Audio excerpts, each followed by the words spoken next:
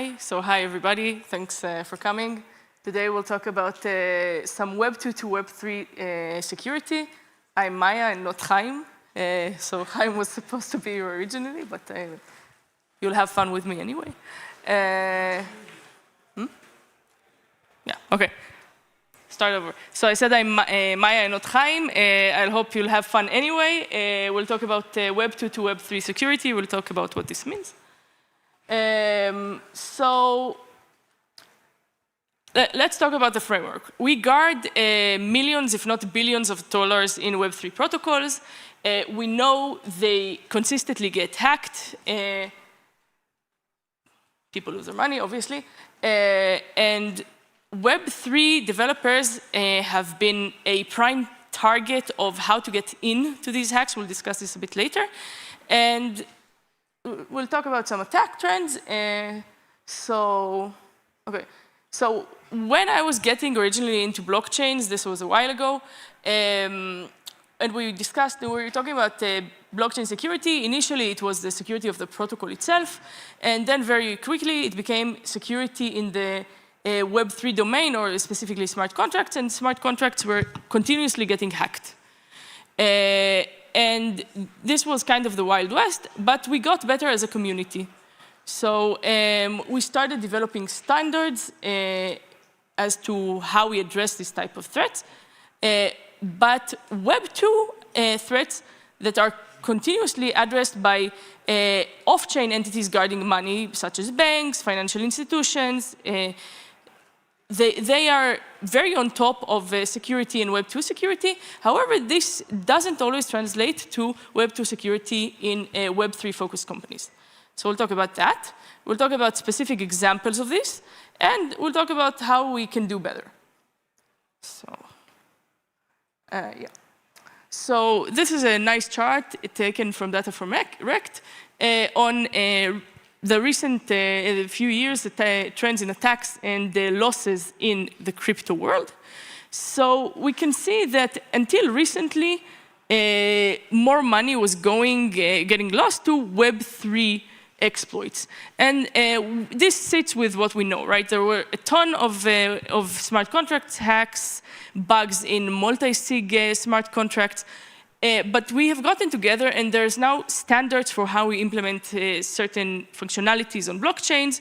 We have monitoring companies, and Web3 companies also know to spend money on security and audits when it comes to smart contracts.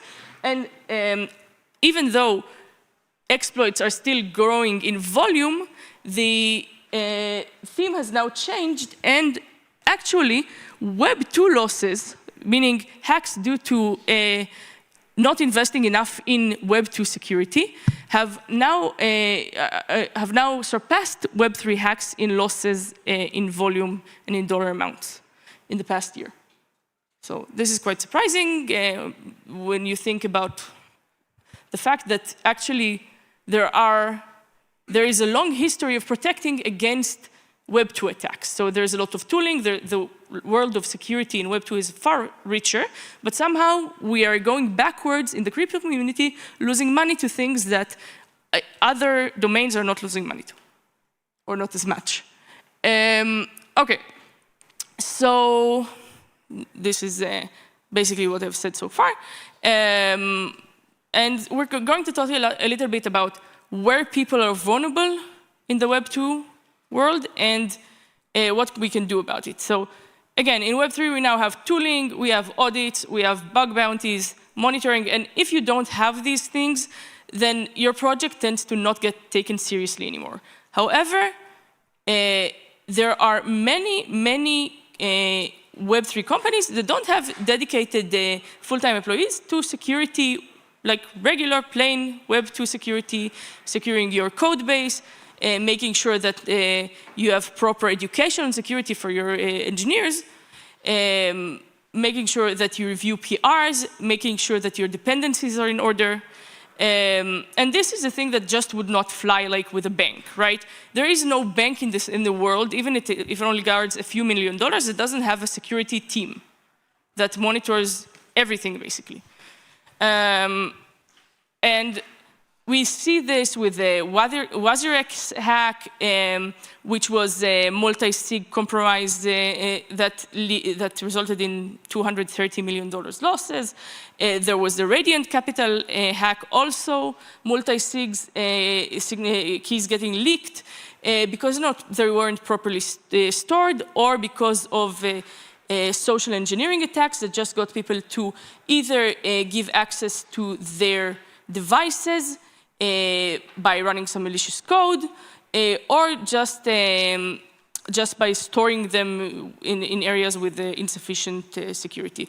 A lot of companies also store multi-sigs on the same device, different keys to like different multi-sigs keys on the same device, which is a big no-no. And the thing is that we've been seeing these hacks since Mt. Gox. Yeah, this has been going on for over 10 years. And we somehow are not learning from it. We are also being very confident about using hardware wallets. So we think, okay, we'll use a hardware wallet like Ledger, and that's great because they're really good for security, but they're actually good for being a cold wallet, right? But then we try to use them as a hot wallet because we want to use them for payment. So we say, okay, we'll wrap them in a multi-sig. Okay, but then Ethereum is not natively built for multi-sigs. So we need a Web3 infra smart contracts to accommodate multi-sigs. So then these contracts get hacked. And then we get kind of better about it, and people start using Safe to handle their multi-sigs, but then they leak their keys, so we've done nothing to do this. Or we have setups in which we have people say, okay, we have a multi-sig with 11 people to sign, but actually the threshold is 2. So if you think about it, a 2 out of 11 multi-sig is much weaker than a 2 out of 3 multi-sig. So kind of a lot of things that are pretty basic, and in banking they won't happen, but we keep doing them. Yeah. So let's talk a little bit about the ByBit hack.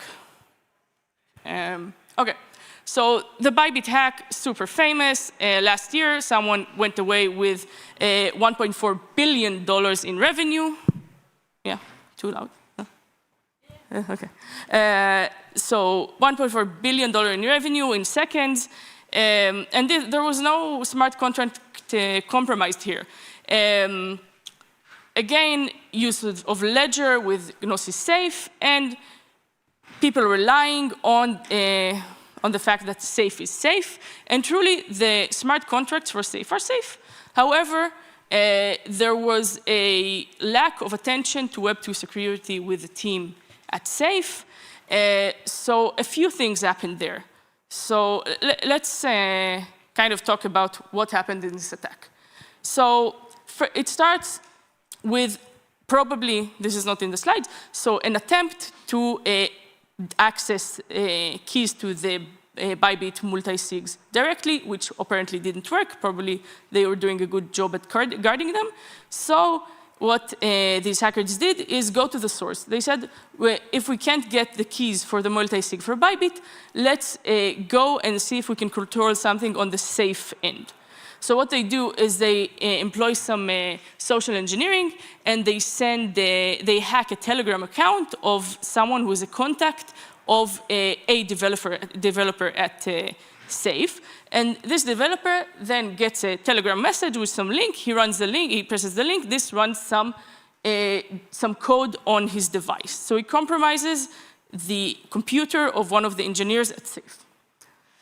Okay, so now the Mac is infected and nobody noticed, and this is the first failure here, right? Because there was no detection software to running on Safe's end to monitor threats like this. We'll talk about this in a while. Now, okay, so infected via social engineering. Now the attackers sit on this computer and they try to dig around to see what they can do. So they find out that they can steal session tokens to the AWS to go and look around at Safe's implementations and files. So, and these attackers, probably from North Korea, They don't like working in the working hours of the people from SAFE. I don't know where they're from, probably it's in the middle of the night in North Korea or something like this. So they tried to introduce a new MFA device to AWS for Gnosis Safe. And they failed. They failed, they couldn't do it, okay? So they couldn't add a device. And now what happens? There should be some alert to a device being added to the MFA, but there is no alert because no one is monitoring this.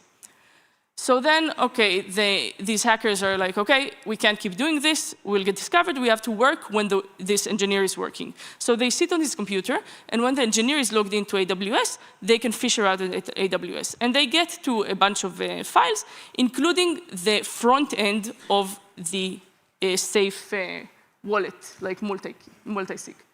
So what they do is they plan ahead, they replace some files, and they do some smart contract work that looks very similar to what SAFE has going with the multi-sig. And then at the moment that it's convenient for them, they send to the multi-sig participants at SAFE a transaction to sign that looks benign because the front end looks benign, but actually it's a malicious front end and the transaction they are signing is not the transaction they're looking for. They were smart about it. They changed the transaction data just in areas that are not likely to be discovered, but nobody notices these front end files being changed, and the money is leaked so fast that it's unrecoverable and everything goes terribly wrong. Okay, so this is kind of a summarization of what we just said. No detection to see malicious code running on the user and device, on the engineer's end, which should always exist. Like, pay for EDR tools. Don't use off-the-shelf free tools because the hackers also have access to these tools. Pay for a good company that you trust, and don't chip out on this, because if you chip out and you don't pay, I don't know what the fee is, you can lose $1.4 billion. Okay, so what should they have done, or should we do as a community? We should make sure, that we pay for monitoring software, and we pay for a security team that is on top of this and that sets alerts correctly. The AWS thing, the MFA device, should have been caught. There should have been an alert. And this type of alert, if anyone would have looked into it, they would have seen it's a malicious attempt, because there's no way to hide that. Map critical assets. The fact that any one engineer can change your front end without any review should also, this is also problematic, right? User-facing UIs, don't allow them to even be changed by one person, optimally. Have it reviewed, have some alert to a UI file being changed, front-end file being changed, because this shouldn't happen a lot, right? Never change the UI. So if there's a change to the UI, this is suspicious, especially if we as a company don't know that something is coming, right? Typically, people know when the UI is changing. Okay, monitor web2 infra, obviously. We've talked about this. And learn from the past, right? Because we've seen all of these hacks, people changing dependencies, monitor your dependencies, pay for tooling that monitors your dependencies to find if you're using a hacked dependency. This is also, like we saw the XCUtils backdoor catastrophe. A lot of social engineering effort going into that. So just pay for something that monitors this for you if you can't keep up with the literature on this. Yeah, so, and this is kind of getting even worse, the dependency issue now with AI. You use AI automatically to write code. You don't check your code, you don't check the dependency. You can be easily inserting a malicious dependency. Okay, so I think we've talked about this. So obviously, SCA tools, pay for them, don't use the free packages.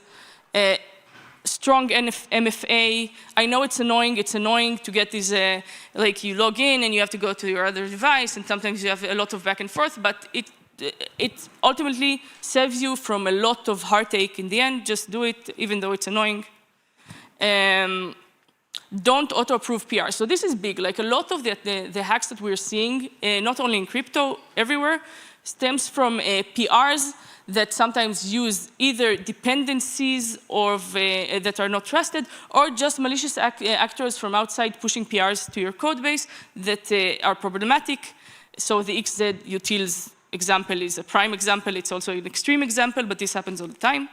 Especially for crypto companies, we're open source. We want people and we want to be inclusive in our projects. Someone wants to contribute. We're very forthcoming, but always double and triple check these PRs. Check the code, review the code. Don't let ChatGPT review the code. Just do the work and review it. Yeah. So this is actually, so my colleague wrote this, made these slides, and he told me about the threat that I actually was not aware of, which is the North Korea hiring threat. So apparently, deep fakes are becoming so good that people are interviewing for security positions from malicious entities. And we have actually had this happen, both at Starkware and at Starknet. People interviewing, we caught it. So always be suspicious if people are interviewing on Zoom, if they're interviewing for a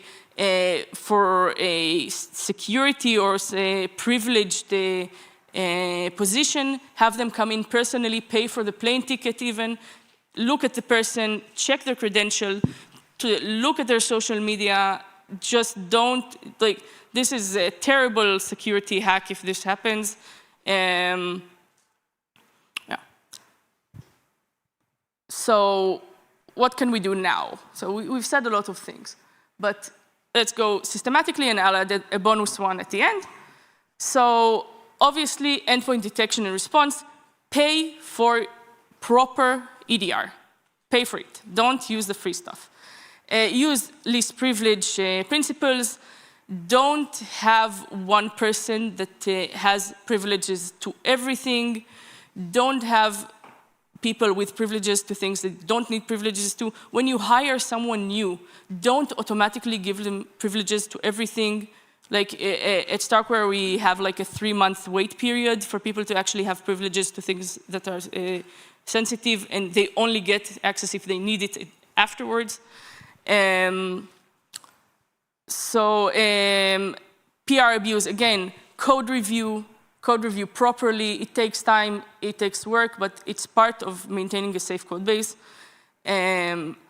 Supply chain exposures, so dependencies. And dependencies is super easy because there's tooling out there and there's people keeping registries. You just need to do the work to keep up with it, and you can do it automatically. So it's just really a shame to not do it.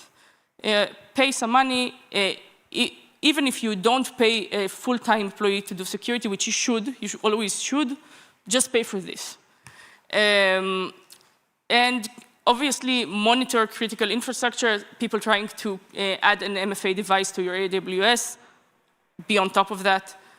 And the last thing that I want to say here that's not on these slides is actually people replacing the UI is a real threat.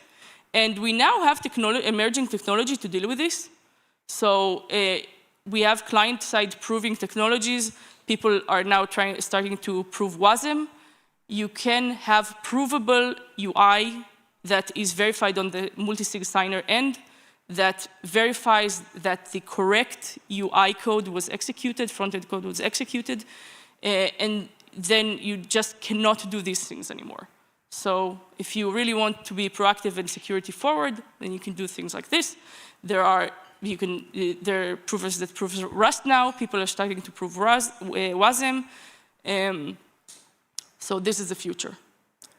Okay, I'm not going to go back on this, but okay, so conclusions. Don't only invest in web3 security, do your homework on web2 security.